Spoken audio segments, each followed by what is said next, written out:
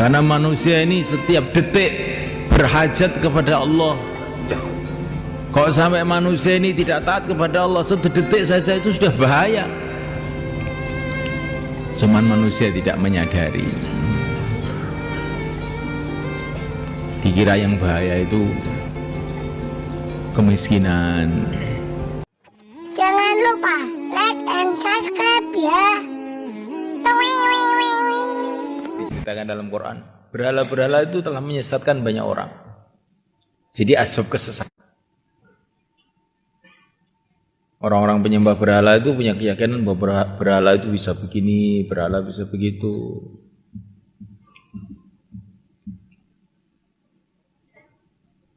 Dan ini fitnah ini seluruh umat Islam insya Allah sudah selamat. Nggak ada orang Islam yang menyembah berhala. Tapi bukan berarti sudah nggak ada fitnah bagi umat Islam. Ada fitnah lagi. Yang ini umat Islam kena. Likulli ummatin fitnah wa fitnatu ummati al-mal. Setiap umat ada fitnahnya dan fitnah umatku adalah harta. Maka ini umat Islam, bahkan ulama-ulama, santri-santri juga punya keyakinan pokoknya kalau ada duit beres. Kalau nggak ada duit kan nggak bisa takazah, nggak bisa bangun pondok, nggak bisa bangun masjid. Ya nggak? Ya nggak? Oh berarti kamu kena fitnah ini dah. Jadi keyakinan kamu ini busuk, bosok.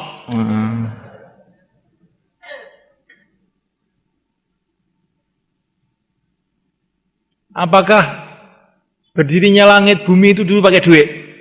Katanya. Kok bisa berdiri tanpa duit? Tanpa harta?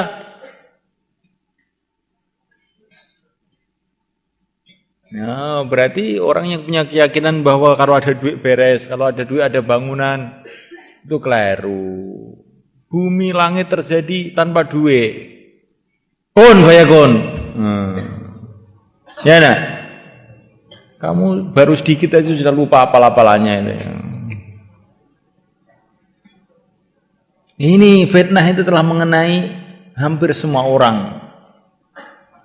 Pokoknya ada duit beres. Keyakinan yang sahih kalau Allah tolong beres. Bukan kalau ada duit beres. Kalau Allah memberikan pertolongan baru beres.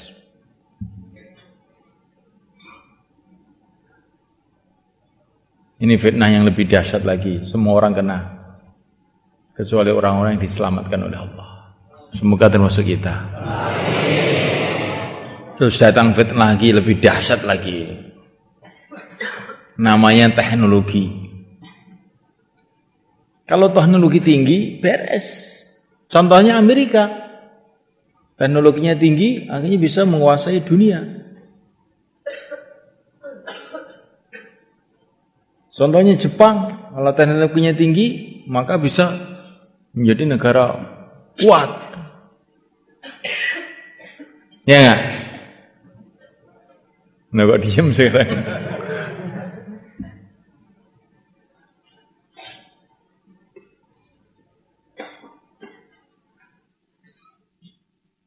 Ini juga keyakinan yang keliru. Keyakinan yang fasid, keyakinan yang rusak bahwa teknologi itu bisa mendatangkan kesuksesan, kejayaan. Kamu dengar di Jepang datang tsunami, pabrik-pabrik reaktor-reaktor nuklir pada abruk. Kamu dengar nggak? Kamu pernah dengar Amerika kirim pesawat namanya Challenger? Ini ada berapa ratus perusahaan yang menekuni membuat pesawat ini, habis berapa miliar juta nggak tahu, baru dinaikkan meletus di udara. Kamu dengar nggak? Ini pesawat namanya Challenger. Challenger itu challenge itu maknanya menentang, mau menentang Allah ini. Ya. Makanya meletus. Setelah teknologi tinggi di Amerika, di Jepang, mereka pada mati enggak? Berarti teknologi tidak bisa menyelamatkan mereka.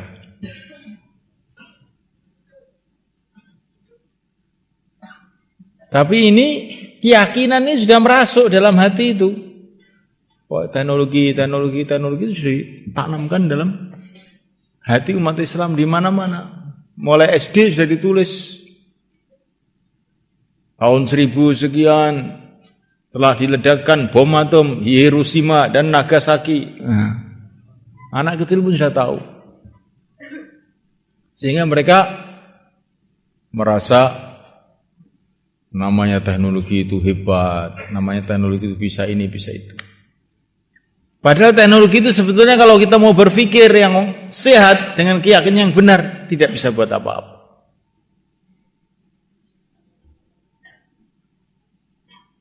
Bukankah teknologi itu dari otak manusia? Siapa yang menciptakan otak? Kalau otaknya dimiringkan oleh Allah, apa ada gunanya teknologi itu? Punya pesawat terbang yang paling canggih, tapi sopirnya otaknya dimiringkan sama Allah. Kira-kira ada gunanya enggak? Jadi membesar-besarkan teknologi itu bagian dari fitnah kepada manusia. Nanti akan ada sampai manusia sekarang itu mengherankan betul. Saking tergila-gilanya dengan teknologi itu. Perasaannya kalau sekolah punya gelar apa gitu S3, S4, sudah pasti kaya saya nanti. Siapa bilang? Banyak S3 itu melarat juga, utang sama saya. Betul. Dan setelah utang nggak kembalikan lagi.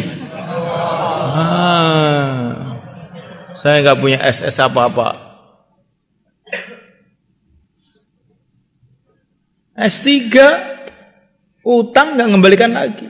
Siapa bilang ijazah bisa mendatangkan ini, mendatangkan itu? Siapa bilang? Omong kosong.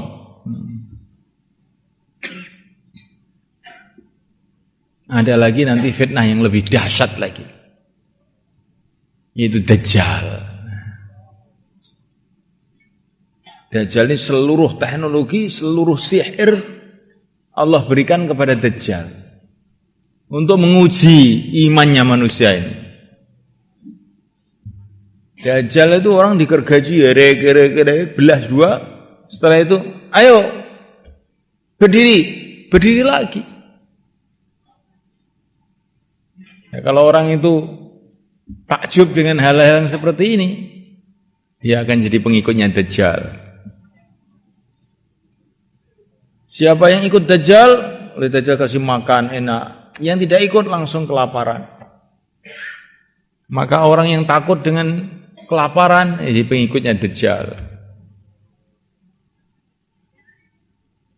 Dan ini fitnah yang na'udzubillah sangat berat. Sehingga dalam satu riwayat hadis dikatakan umat Islam yang bisa selamat dari fitnahnya Dajjal ini cuma 12.000 orang aja. Masya Allah, harus kita 12.000 itu kalau semoga kita sudah nggak hidup pada zaman itu. Kalaupun hidup termasuk yang 12.000 ini. Ini fitnah-fitnah yang mengenai umat Islam.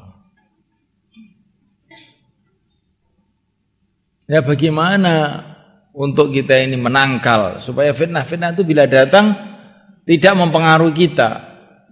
Bagaimana caranya? Tidak ada jalan lagi kecuali kita kembali kepada kehidupan Rasulullah SAW.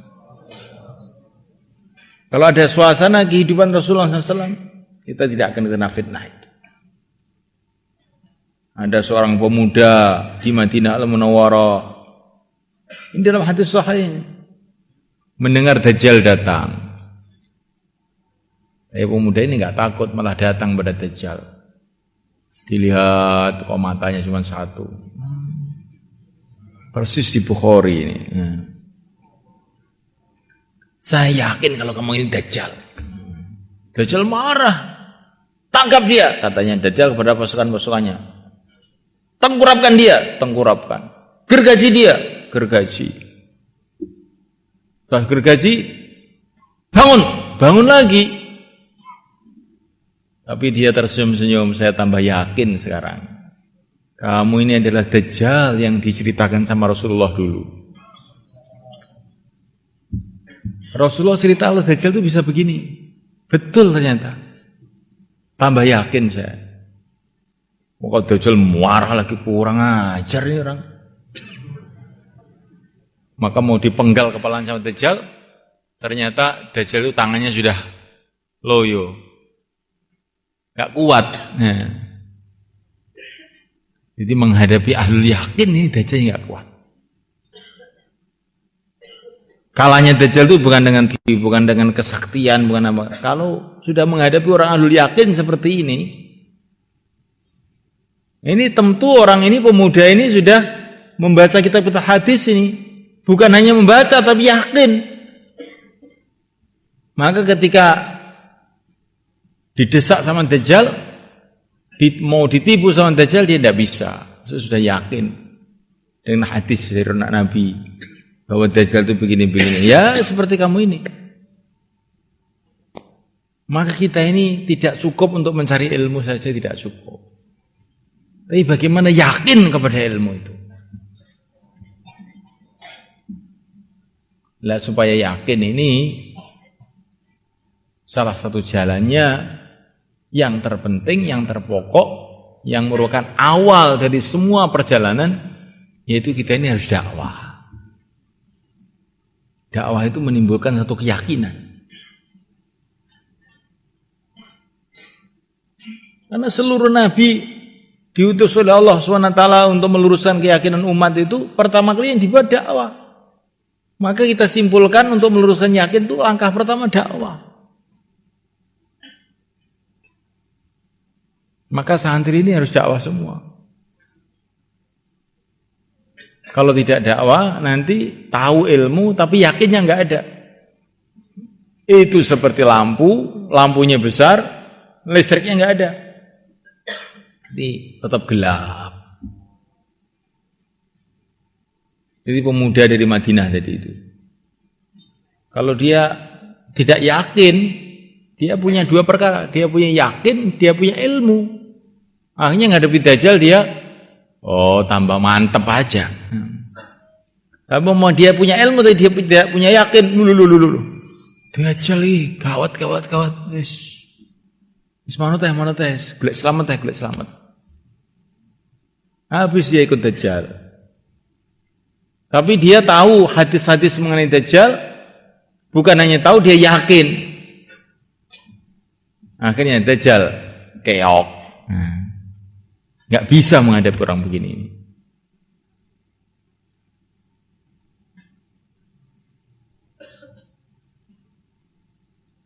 Bagaimana kamu?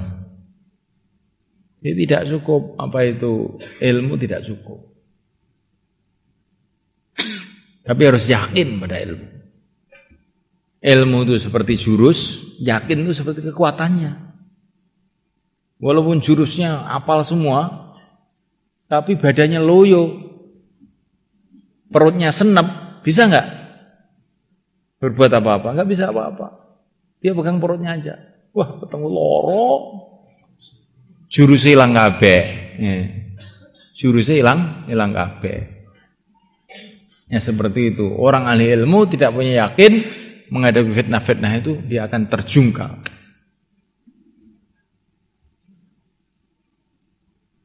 Jadi bagaimana mendapatkan yakin itu? Nah, di sini ini yang orang Islam pun kebingungan, sampai para ulama pun banyak yang kebingungan bagaimana mendapatkan yakin ini.